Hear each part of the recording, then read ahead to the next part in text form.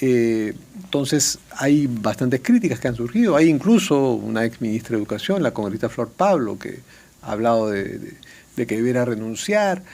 Y todo esto pues genera algunas controversias. Y qué mejor y con quién mejor que aclararlas y que preguntarle qué quiso decir y si se dice o pide disculpas sobre ello, que con el propio ministro. Gracias por acompañarnos, ministro Morgan Quero. Gracias a ti, Fernando, por la invitación. Muy buenas noches a ti y al auditorio. Bueno, ministro, usted ya se adelantó en un mensaje, un formato que usted no mismo lo grabó, donde dice que se le ha tergiversado, pero yo he leído y releído sus declaraciones y no siento que la mayoría lo hayan tergiversado. Bueno, yo creo que una parte del mensaje tenía como objeto, y ese es el que no aparece, el rechazo categórico a estas situaciones en donde hay niñas y niños que han sido violados sistemáticamente a lo largo de muchos años. Estamos hablando del 2010, Fernando, hasta el 2024. O sea, usted ya ha revisado 14 años. Que hay denuncias, sí, ante el Ministerio de Educación y eventualmente ante autoridades policiales o fiscales de denuncias en esa región específicamente. Probablemente en todo el país, pero concentradas en esa región. Sí, en esa zona de Amazonas, en Condorcanqui, en las 3 cuencas, en Cenepa, en Nieva y en Río Santiago. Y eso es algo muy doloroso, muy delicado, y que nosotros desde el Ministerio de Educación hemos rechazado enfáticamente. Claro, el problema es que usted dijo que esto podría estar asociado a una práctica cultural. Muchas veces el mal puede estar asociado a patrones culturales distorsionados, pero usted dijo que esto lo llevaba a actuar con prudencia. Y esa palabra prudencia sonó pues a condescendencia. ¿Admite que ahí se equivocó? Mira, lo que sucede es que nosotros no creemos en la estigmatización. No podemos aceptar ninguna estigmatización de nuestros pueblos originarios. Entonces, había versiones que consideraban ese aspecto cultural y nosotros hemos querido rechazar y tajantemente decir que no podemos entrar en esas observaciones porque cualquier violación o abuso sexual en contra de los menores que se encuentran en una situación además como en esas residencias estudiantiles a merced de adultos y es más, de docentes o de personal contratado por parte de las instituciones educativas, es absolutamente abyecto y condenable desde todo punto de vista. Ahora lo dice usted con firmeza, pero esas declaraciones sonaban a que al hablar de una práctica cultural podría estar buscando un atenuante. Entonces eso es lo que ha sonado terrible para muchos. Yo lo oí y no lo quería creer. Entonces no se le está tergiversando, se le está pidiendo que aclare su posición. Y ya que sonó así, ¿por qué no pide disculpas?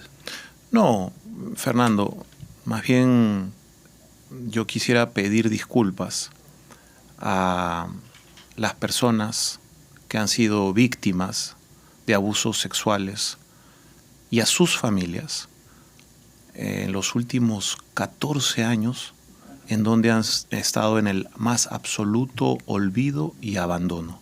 Y yo me pregunto, ¿qué es lo que han hecho otros? Porque nosotros, desde que llegamos al Ministerio de Educación el 1 de abril, hemos empezado a separar a los docentes, a los administrativos que tenían sentencias por terrorismo, por homicidio y por violación. Hoy ya son más de 220, 228 en Lima Metropolitana. En Condorcanqui hemos separado a 116.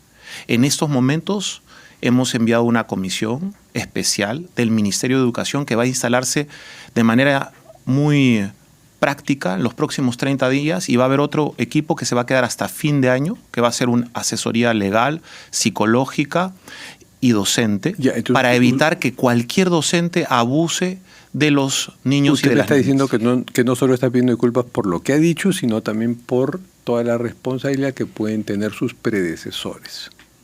No, estoy diciendo que hay que pedir esas disculpas en relación a ese olvido. Eso también es un escándalo. Pero no en relación a lo que dijo. No, en lo que dije, ya lo comenté hace unos instantes, tiene que ver con justamente evitar caer en esas estigmatizaciones, porque lo que sucede es que los docentes que estaban presentes ahí, lamentablemente, venían de otras regiones del Perú. Y muchos se escudaban o querían dar argumentos utilizando ese argumento cultural. O sea, diciendo, no soy yo el que he violado, sino es la familia que me ha acercado a las niñas. Así es. Entonces, ahí había que zanjar. Esa cultura machista de, no, yo no soy responsable, sino que me han hecho el corralito. Eso es lo que usted quiere decir. Para evitar que nuestros hermanos Ahuajún, Huampis u otros pueblos originarios sean estigmatizados de esa forma. Pero frente a eso no hay que ser prudente, hay que ser absolutamente firme. No, si hay algún tipo de violación en cualquier localidad de nuestro país, tenemos que ser absolutamente claros y contundentes. Y si en algún caso esa violación tuviese corresponsables en las familias de los abusados, también hay que señalar y combatir y juzgar y condenar eso. Lo que hemos visto en los últimos años es ese tipo de circunstancias tan abyectas, ¿no? De violaciones por parte de familiares o de personal cercano a las víctimas. Y usted me dice que envía un equipo ahí. ¿Por qué no va usted? Vamos a ir justamente. Antes de que termine la próxima semana, antes de que llegue el viernes, vamos a estar ahí en Santa María de Nieva. Vamos a llevar una serie de apoyos que son fundamentales. Porque la población Ahuajún debe estar ofendida por diversas interpretaciones de lo que usted ha dicho y merecen unas disculpas específicas. Bueno, en relación a eso voy a estar acompañado, por ejemplo, por una APU, la primera APU mujer del Perú, que es Tali Sabio Piuk, con quien me he comunicado, para poder llegar también a las residencias estudiantiles, tener un diálogo con los jóvenes, con los niños y las niñas que se encuentran ahí, con los docentes y los directivos de la comunidad educativa y de las comunidades colindantes que participan de un esfuerzo educativo. Dentro del Pacto Social por la Educación, Fernando, vamos a llevar en alianza con el sector privado, con distintas iglesias, un apoyo en términos materiales importante para poner, digamos, en la opinión pública, en la agenda de la opinión pública, la importancia de corregir estas ausencias que por 14 años hemos tenido en el olvido y en el abandono por parte de otras gestiones. Claro, ministro, pero si se escuda en otras gestiones y pide un perdón en términos generales que involucre a todos sus predecesores y no en relación a lo que dijo y a las malinterpretaciones que no por ánimo de tergiversar, sino por las palabras que usted textualmente utilizó. O sea, usted es responsable de lo que dijo. Y me extraña que no pida disculpas diciendo, bueno, si lo que dije sonó a esto, me arrepiento. Fernando, justamente no dije eso que ustedes están señalando que dije. En el momento previo señalo mi condena y mi firmeza frente a esas violaciones que se han producido. Lo digo muy claramente. Sí, ¿qué tal si vemos, hago esta reflexión? ¿Qué tal si vemos el video? Pero veámoslo completo. Veamos toda porque desde el 26 de mayo que se da la primera denuncia, nosotros atendemos inmediatamente. El 28 de mayo nos dirigimos a esa zona para atender inmediatamente. Para zanjar con este tema, veamos el video. Por favor. Cultural, lamentablemente, que sucede en los pueblos amazónicos para ejercer una forma de construcción familiar con las jovencitas. Entonces nosotros vamos a ser muy prudentes, pero también vamos a exigirle una respuesta a la comunidad en relación a los descargos que corresponden. Esa es la parte final y en ese sentido es la tergiversación. Al inicio declaro muy claramente que condeno esas violaciones de todo tipo ante los menores. A mí no me queda duda que usted, y después que usted hago las condena. esa Así es. Muchas gracias. Lo que... Gracias, señor juez. No me queda duda que usted condena. Usted es una persona con suficiente cultura para no validar esas prácticas, sino que lo que dijo, lo dijo de una forma tal que yo creo que metió la pata. Y ante una metida de pata es bueno que una autoridad pida disculpas, pero usted las evita, porque cree que eso lo debilita. No, para nada. Estamos pidiendo disculpas a las personas, a las familias que han sido víctimas de abusos sexuales en relación a lo que implica ese abandono por más de 14 años.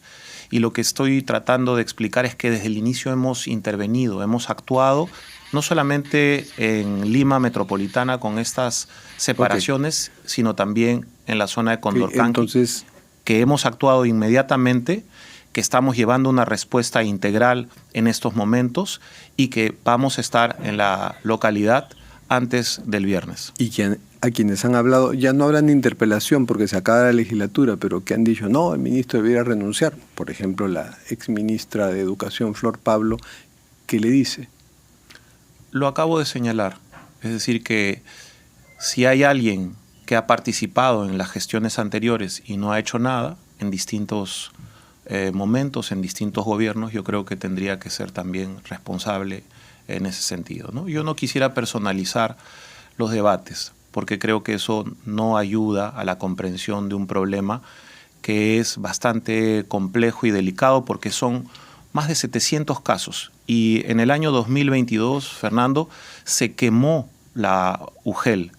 Se quemó además de forma muy extraña, y muchos de los expedientes han sido destruidos en ese incendio. Entonces, en el año 2022. Ahí hubo manos extrañas para evitar que se conocieran algunos de los culpables. Y ahí que no solo son los profesores violadores, sino los que los han apañado, y a muchos de los cuales se les sacó de la localidad donde habían cometido la barbaridad y el delito y se les envió a otra donde probablemente hicieron lo mismo. Así es. Y esa es parte de una responsabilidad previa en las gestiones de otros gobiernos desde el año 2010 que tendríamos que investigar más a fondo. Sí, pasemos a otro tema, por favor. Esta semana ha habido una noticia que impacta a su sector, que es el hecho de que el Congreso haya aprobado la contratación de varias decenas de miles de profesores. Usted tendrá la cifra más clara. Algunos han hablado de 200,000, parece que son menos. Ayer entrevistamos a su predecesora, la ministra Magnet Márquez, y nos dijo que serían menos, pero suficientes como para que nos preocupemos seriamente de este golpe a la meritocracia. El Ejecutivo, usted, piensan que deben no solo observar esa ley, sino invocar, convencer al Congreso de que dé marcha atrás? Fernando, primero que nada, nosotros somos muy respetuosos del Congreso de la República, tiene su espacio, tiene su ámbito de competencia. Nosotros vamos a hacer una evaluación técnica, como es un aspecto reciente de aprobación de las últimas horas, vamos a hacer esa evaluación. Si es necesario observar, lo haremos y se lo devolveremos al Congreso en su momento. Me imagino que usted no es tajante al respeto porque están a la espera de que se confirme que les dan la delegación de facultades legislativas que ha pedido el gobierno. No, para nada. Nosotros creemos en la democracia, estamos comprometidos con una acción de gobierno articulada con todos los sectores sociales, por eso hacía hincapié en el hecho de que estamos trabajando desde el Pacto Social por la Educación, con el sector privado, con los gobiernos regionales, que son tan importantes como por ejemplo ahí en Santa María de Nieva, en donde vamos a estar también acompañados por el señor gobernador de Amazonas, Gilmer Horna, con el que nos hemos comunicado, y por Tali Sabio Piuk, la primera mujer Apu Aguajún. Yo sospecho que por la coyuntura que el gobierno está, comprensiblemente a la expectativa de que se apruebe la delegación de facultades, no quiere usted hablar de leyes observadas. Pero en fin, comprendo eso. En verdad tampoco es muy importante ahora, se hará en su momento, no hay ningún problema. Cada cosa en su momento. En los siguientes días. Sí. Usted empezó la semana hablando de la reelección presidencial. Lo que me llamó la atención es que usted, que es un científico político, conoce el tema, en algún momento cuando volvió sobre el punto, comparó la intención de voto de los candidatos que aparecen espontáneamente en las respuestas a los encuestadores con la aprobación presidencial. Sí. Y una cosa no tiene nada que ver con la otra. Claro, porque Dina Boluarte con 5% de aprobación. Sobre los liderazgos políticos y los procesos de cambio político que ha vivido el Perú. Pero reflexionamos. Y sobre el liderazgo y la crisis de liderazgo que vive nuestro país en general. Y entonces, por supuesto, lo que encontramos... En general, y que está personificada en la presidenta Dina Boluarte. No, para nada, Fernando. Está personificada... En varios, pero en especial en la presidenta Dina Boluarte. Está personificada en distintos líderes que creen ser dueños de la voluntad popular. Pero cuando usted dice la voluntad popular no se mide en las encuestas. La voluntad popular se mide pero en las usted no puede comparar 5% de aprobación con intención de voto. Porque si se preguntara por la intención de voto de Dina Boluarte, probablemente sería 0.1. No lo sabemos. No, de pronto sí lo sabemos, porque en esas encuestas han aparecido nombres espontáneamente, no son encuestas con tarjeta, de usted va a votar por tanto, no. Si, son encuestas. Si esa es la realidad. Y no ha aparecido Dina Boluarte, si no lo habrían consignado. Ahí está la respuesta. Sí, pero ¿cuánto tiene el que lidera las encuestas? 2.4% y los demás por debajo de 2%. Eso nos habla de un problema que tenemos en el Perú en torno a la confianza sobre los liderazgos políticos en este momento. En todo caso... Entonces, yo lo único que digo es, hay para alcaldes, hay reelección para gobernadores, Fernando, hay reelección para congresistas y no hay reelección para y no hay reelección para presidentes. Yo lo único que digo es todos los derechos para todos. Pero usted no promovería la reelección de Dina Boluarte. No, yo no estoy promoviendo eso, estoy haciendo una reflexión. Porque más bien el primer ministro Adrián Sen dijo, ahí queda el tema. La presidenta concluye su mandato el 28 de julio del 2026.